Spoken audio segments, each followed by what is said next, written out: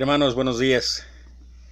Damos gracias a Dios en esta mañana poder estar aquí para compartir una clase más para honra y gloria de Dios. Hay una historia que cuenta que un hombre llegó a un lugar un tanto extraño, porque en ese lugar había una habitación muy grande que era utilizada como un comedor.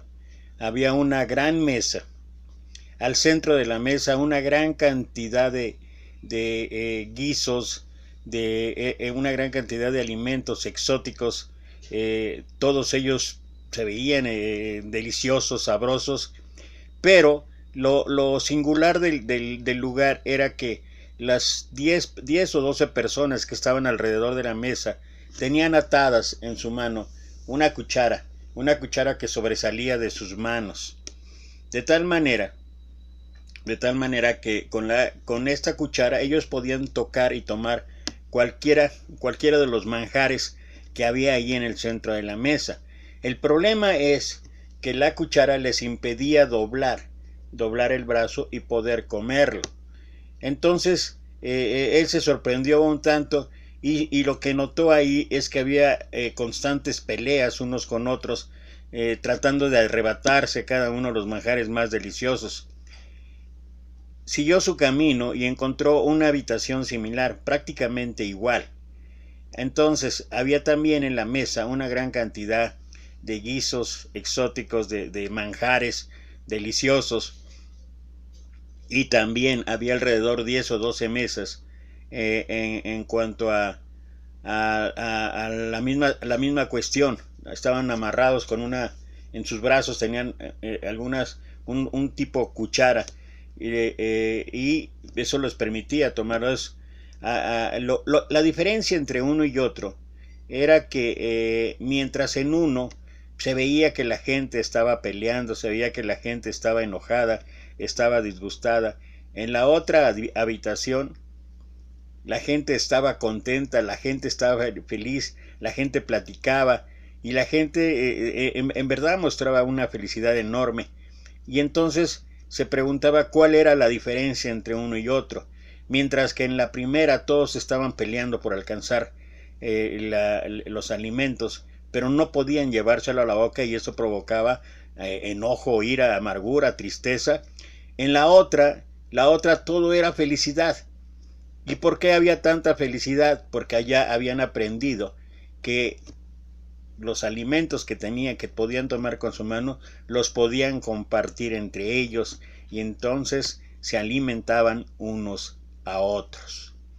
Y bueno, quería contar esta historia solamente para ilustrar un poco el tema que estaremos tocando hoy, acerca de cómo o qué significa trabajar en equipo. Y quiero empezar con esto, hermanos. ¿Qué significa un trabajo de equipo? Y voy a esperar, como siempre, por lo menos 2 o 3 respuestas para seguir adelante. Después de qué significa trabajar en equipo, qué se requiere, qué son los puntos sobresalientes que se requiere para trabajar en equipo. Nuevamente esperaré 2 o 3 opiniones y entonces lo siguiente será: bueno, hermanos, en esta mañana aprenderemos que para que funcione un trabajo de equipo se necesitan, entre otras cosas, algunos puntos importantes, como lo siguiente. En un trabajo de equipo, todos son importantes. Puede haber diferentes responsabilidades, pero todos son importantes. Y en la medida que cada uno de los miembros de este equipo cumpla con su responsabilidad de manera adecuada, de manera correcta, entonces vamos a lograr que ese trabajo de equipo rinda frutos y que ese trabajo de equipo se dé resultados. Y antes de ir al pasaje que nos ocupa esta mañana, quiero decirles que el trabajo de equipo es necesario en la familia, es necesario en la iglesia, es necesario en la sociedad, es necesario en cada ámbito de nuestra vida, porque Dios así lo dispuso.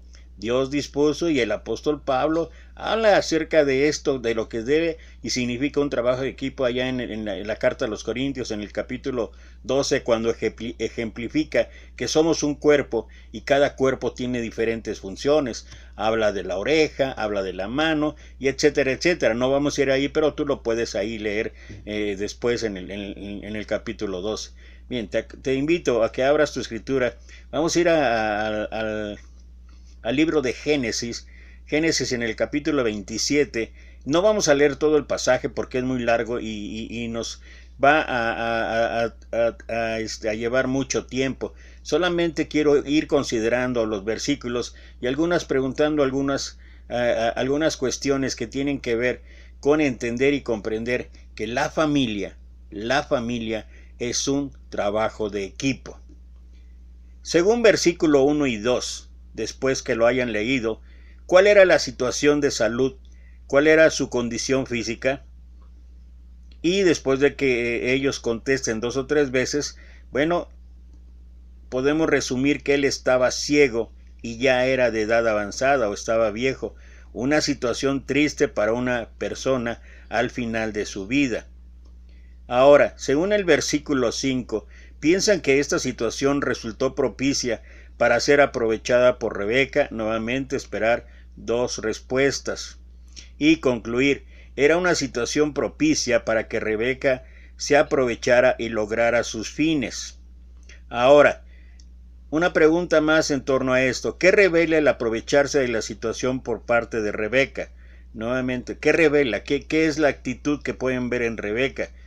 Y después de 2 respuestas, revela su egocentrismo y falta de lealtad a su esposo.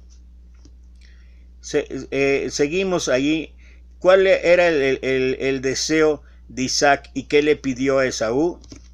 Y bueno, podemos encontrar después de dos respuestas, él deseaba un guiso con carne de lo que Esaú cazara y darle la bendición a Esaú. Y después de otra vez cuestionar cuál fue la actitud de Rebeca al llamar a Jacob y pedirle que le trajera los cabritos para hacerle una comida a su esposo, versículos 6 a 8, que lo lean y después que contesten esto. Y concluimos nuevamente después de 2 respuestas con una actitud engañosa totalmente detestable.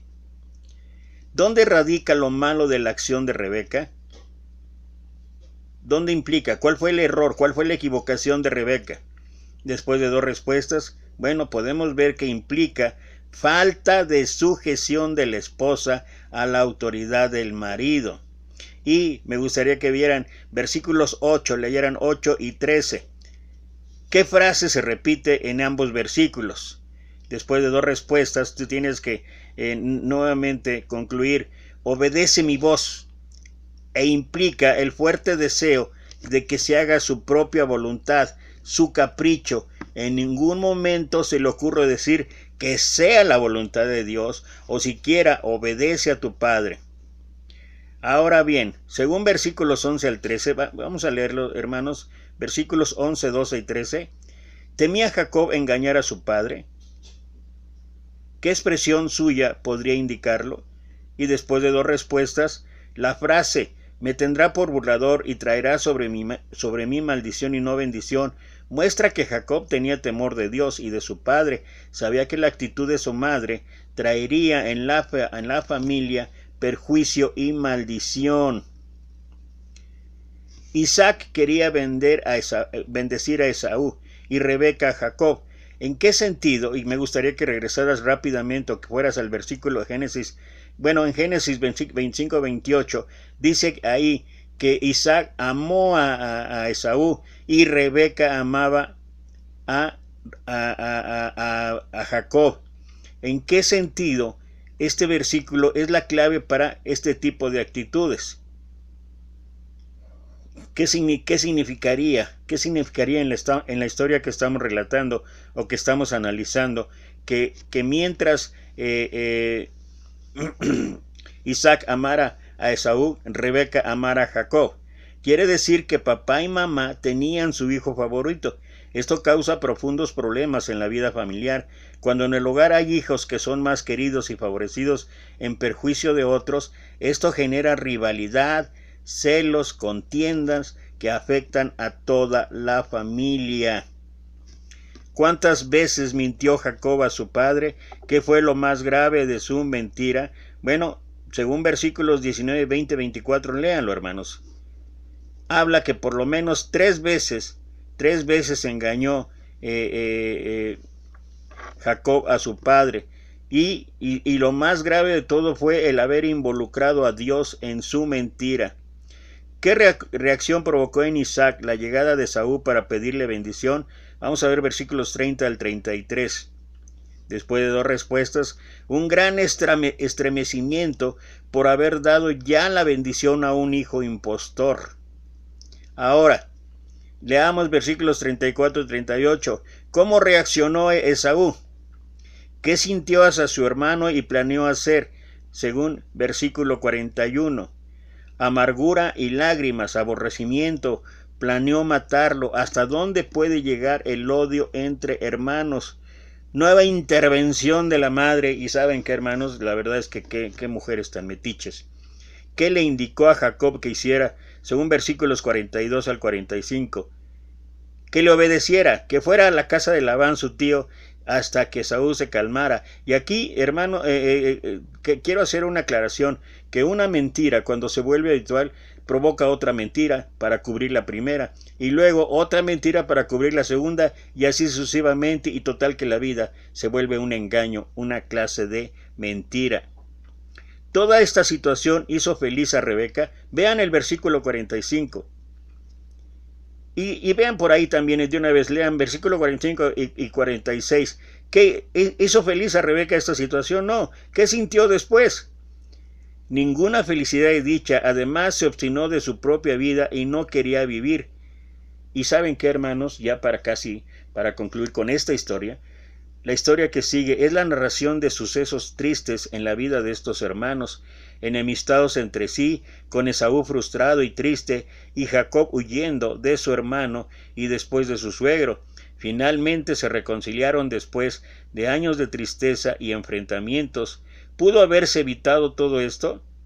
Bueno, estamos hablando de que en la familia se requiere en la familia, como en la sociedad, como en la iglesia, se requiere, pero ahorita vamos a ir a eso, pero en la familia se requiere un trabajo de equipo.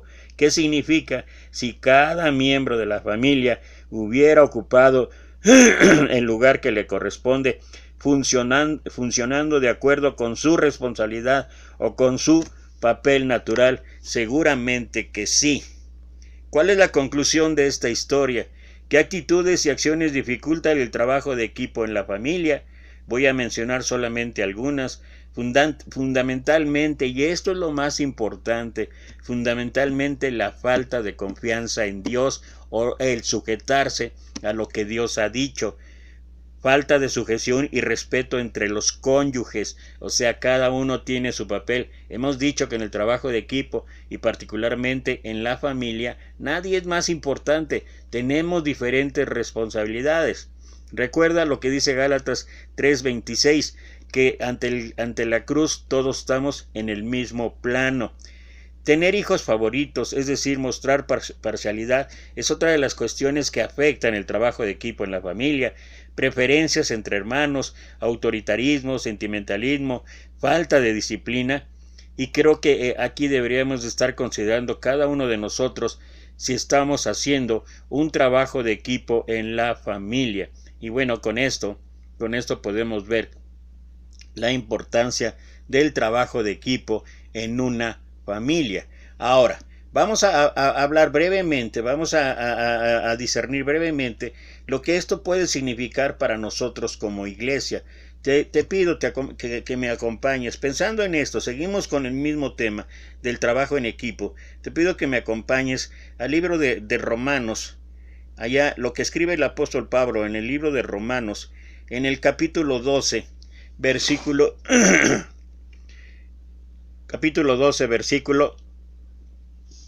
vamos a leer solamente 3 o 4 versículos. Versículo 3, ayúdenme, hermanos. Versículo 3 dice: digo pues por la gracia que me es dada a cada cual que está entre vosotros, que no tenga más alto concepto de sí que el que debe tener, sino que piense de sí con cordura, conforme a la medida de Dios, la medida de fe que Dios repartió a cada uno.